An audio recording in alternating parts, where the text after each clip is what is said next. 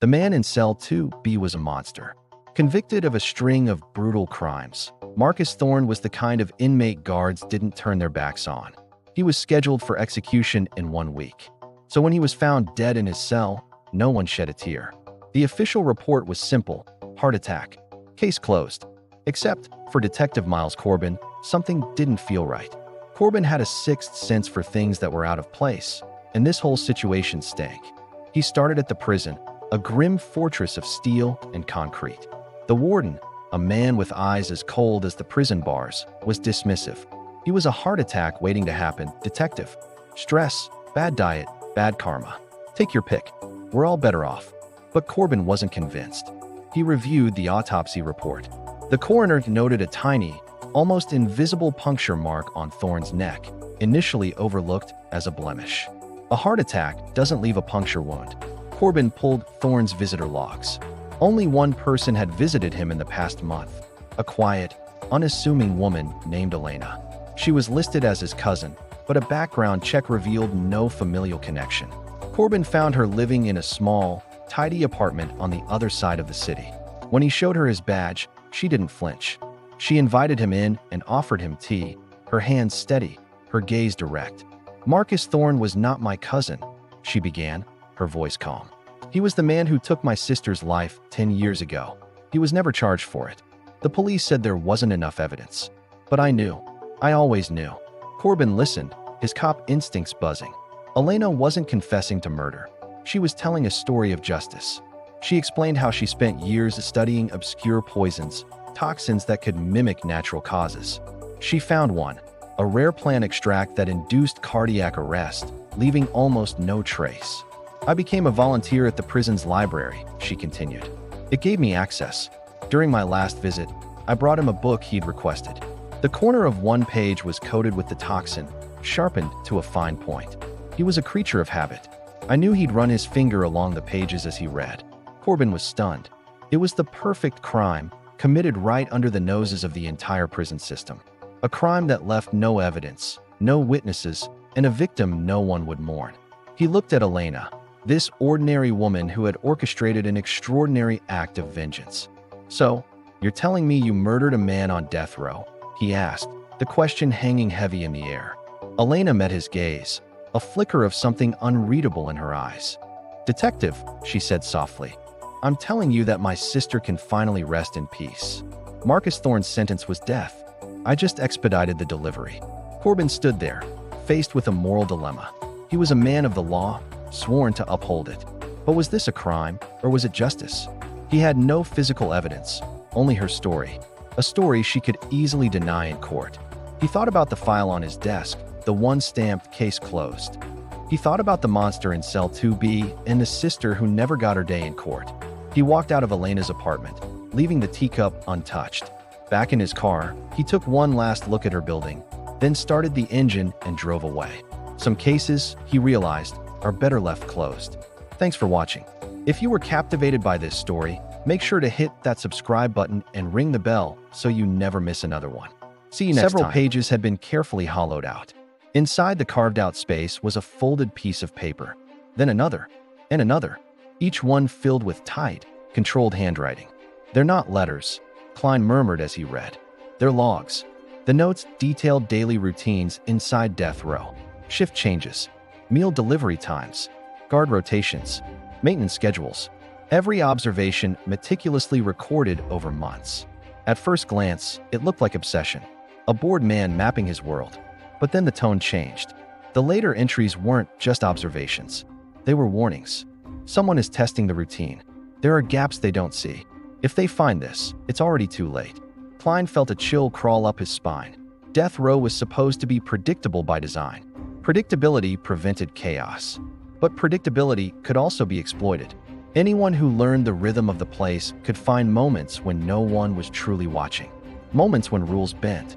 Moments when someone could disappear in plain sight. As the day wore on, pressure mounted. Federal authorities demanded answers. Media helicopters circled the facility. Rumors spread faster than facts. A dead man on death row raised uncomfortable questions the public wasn't meant to ask.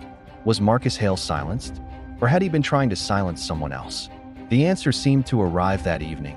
quietly and without warning. A correctional officer failed to report for shift change. At first, it was dismissed as a delay, then a mistake, then something far worse. The officer's badge was found near a restricted service corridor that ran behind D Block, a corridor not listed on any public prison blueprint. A corridor Marcus Hale had referenced repeatedly in his hidden notes.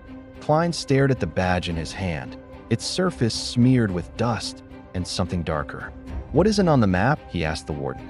Warden Cross didn't answer, because she already knew. The prison had secrets older than any inmate inside it. Design choices made decades earlier. Emergency routes never meant to be used. Spaces built for control, not transparency. And somewhere in that forgotten architecture, Marcus Hale had found something he was never supposed to see. The lockdown intensified.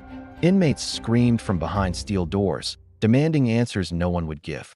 Guards moved in pairs, fingers hovering near radios. Every sound echoed louder than it should have. Klein returned to Hale's cell one last time that night. As he stepped inside, his eye caught on something he'd missed before.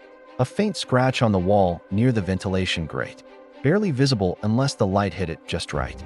3 words, carved slowly and deliberately into concrete. "They watch us too." Klein stepped back, his mind racing. Marcus Hale hadn't been documenting routines to escape. He'd been documenting them to survive. And whatever he discovered inside America's most restricted prison unit wasn't finished yet. Because if Hale was right, and someone else was watching from within the system, then death row wasn't just a place where men waited to die.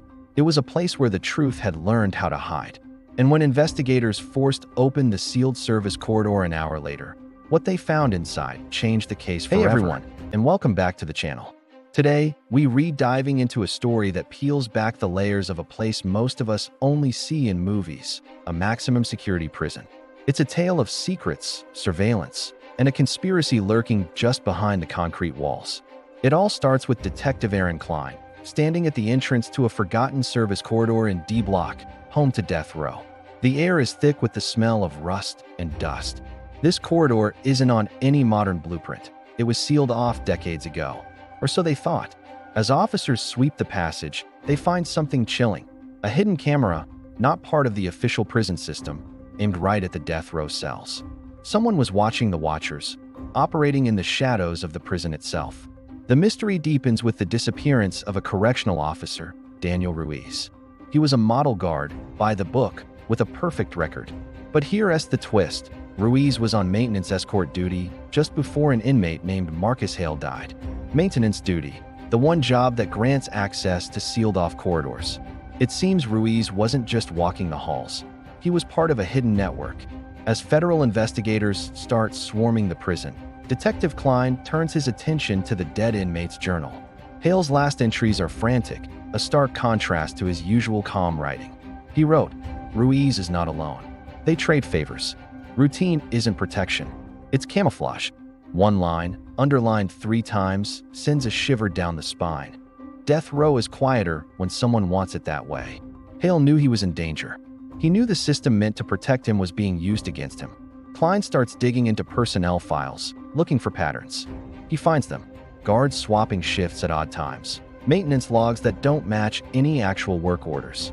These aren't random mistakes. It's a carefully orchestrated dance, a choreography of deception happening right under the warden's nose. This wasn't a simple crime of passion. It was a calculated operation, a hidden machinery working within the prison walls. Then, the final piece of the puzzle clicks into place. The medical examiner calls. A second toxicology report on Hale's body reveals a rare sedative. It's a drug used in hospitals, not prisons, and definitely not prescribed to inmates. But it is available in the prison infirmary under strict lock and key. Access is logged and supposedly foolproof. Supposedly. The truth is terrifying. Marcus Hale wasn't just murdered. He was systematically silenced. He was sedated, made compliant, and left to die in a way that would leave no obvious trace. Someone with power and access wanted him gone, and they used the very routines of the prison to cover their tracks. The investigation is no longer just about one death. It's about exposing a deep-seated conspiracy that has turned the prison's own systems into a weapon. What started as a single mysterious death has now become a hunt for a shadow network operating from within. What do you think was the motive? Who was pulling the strings? Let me know your theories down in the comments. Thanks for watching, and if you enjoyed this deep dive, make sure to hit that subscribe button for more stories like this. See you in the next one. Someone had wanted his silence. As night fell, Death Row descended into its unnatural calm. Lights dimmed, doors sealed. The hum of electricity filled the air. They knew something was wrong. They always did. At 2:17 a.m., the first alarm triggered. Not a riot alarm.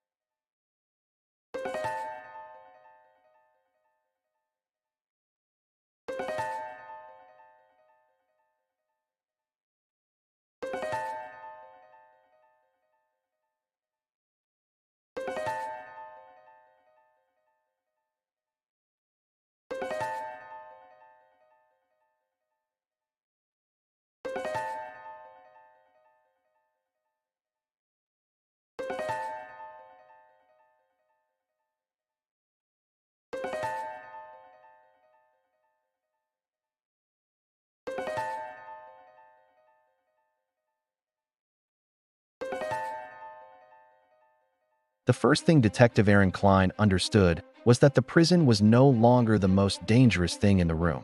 The system was. Federal agents flooded the facility by sunrise. Servers were seized. Offices sealed. Warden Evelyn Cross was escorted out under supervision, not arrested, but no longer in control. Death Row sat in limbo, suspended between secrecy and exposure, its routines fractured for the first time in decades. But whoever had written routine is Mercy hadn't panicked. They had planned for this. Klein knew because the next move wasn't loud. It was surgical, Daniel Ruiz was scheduled to testify before a federal review panel that afternoon. He never made it. At 9:41 a.m., while being transported between secure wings, Ruiz collapsed. No struggle, no warning. By the time medics reached him, he was gone. The cause of death came back familiar. The same sedative found in Marcus Hale's blood. The implication was devastating. Ruiz had been silenced the same way Hale was. Carefully, invisibly, using access that should not have existed anymore. Someone had anticipated the lockdown, anticipated federal oversight, anticipated Klein. That meant the threat wasn't contained inside the prison. It extended upward. Klein pushed harder than protocol allowed. He demanded contractor lists, archived renovation bids, consulting agreements stretching back 20 years. Patterns emerged. Private firms contracted to optimize security efficiency, study behavioral compliance, reduce incident risk. The language was sanitized, clinical, plausible, but buried in the fine print were clauses about data collection, behavioral metrics, psychological response modeling. Death row wasn't just a punishment. It was a laboratory. The prison's design, its silence, its isolation, its predictability, was never just about security. It was about removing variables, creating a controlled environment where human behavior could be measured, manipulated, and tested without interference. Marcus Hale had figured it out, and he had paid for it. Klein tracked the oversight chain to a shell organization that dissolved the moment subpoenas were issued. Accounts emptied, offices abandoned, digital trails scrubbed. Whoever was behind it had been ready to disappear. But they'd made one mistake. They underestimated the inmates. On death row, men had nothing but time. Time to listen. Time to notice patterns. Time to understand when something felt wrong. After Hale's death, whispers traveled through vents again. Codes tapped through walls. Warnings passed in ways no camera could catch. One inmate, Elias Booker, finally agreed to talk. Booker had been on death row for 17 years. He'd outlasted appeals, governors, and hope. When Klein met him, Booker didn't look angry. He looked tired. Hale knew the cameras weren't for us, Booker said calmly. They were for them. Who? Klein asked. The people watching how we break, Booker replied. How long it takes. What silence does. What routine does. Booker explained that certain inmates were treated differently. Subtle differences. A guard who lingered longer. A meal delivered late on purpose. Lights dimmed at irregular intervals. Sleep disrupted. They weren't random acts. They were tests. And Hale? Klein asked. Booker's eyes hardened. Hale stopped reacting. That scared them. Hale had learned to neutralize the routine, to strip it of power. No visible stress. No outbursts. No measurable decline. A failed experiment. They couldn't let him exist like that. Booker slid a folded scrap of paper through the slot. It was a diagram. Crude but precise. The service corridor. The camera placements. The blind zones. And one final mark near the infirmary. Klein felt his chest tighten. The sedative wasn't smuggled in.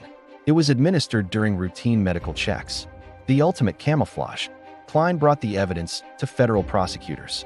Arrests followed, not at the prison, but in corporate offices, research institutions, and consulting firms that had quietly monetized incarceration under the banner of innovation.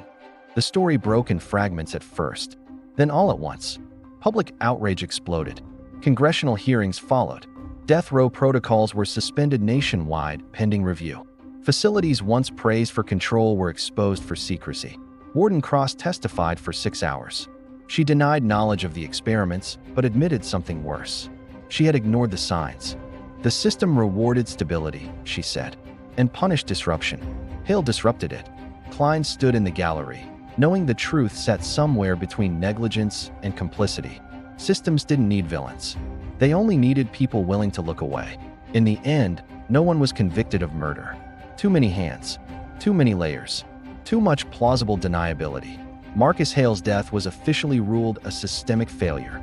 Daniel Ruiz's death was labeled a medical anomaly. Elias Booker was transferred off death row weeks later. No explanation given. Klein visited Hale's empty cell one last time before the block was permanently closed. The scratches on the wall had been painted over, but the silence remained. As he turned to leave, a guard stopped him. "You know," the guard said quietly, "they're redesigning everything. New layouts, new systems." Klein nodded. "And the routine?" he asked. The guard hesitated. "Still there. Just updated." Outside, the desert wind moved across the razor wire like a whisper. Klein realized then that exposure didn't end systems like this. It refined them, made them smarter, harder to see. Marcus Hale had tried to break the routine. Instead, the routine adapted. 3 months later, a report crossed Klein's desk.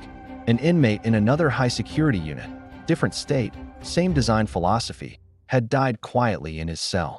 No visible injuries. Undetermined cause. The file ended with a single line. No irregularities detected. Klein closed the folder slowly. They thought the danger was the men waiting to die.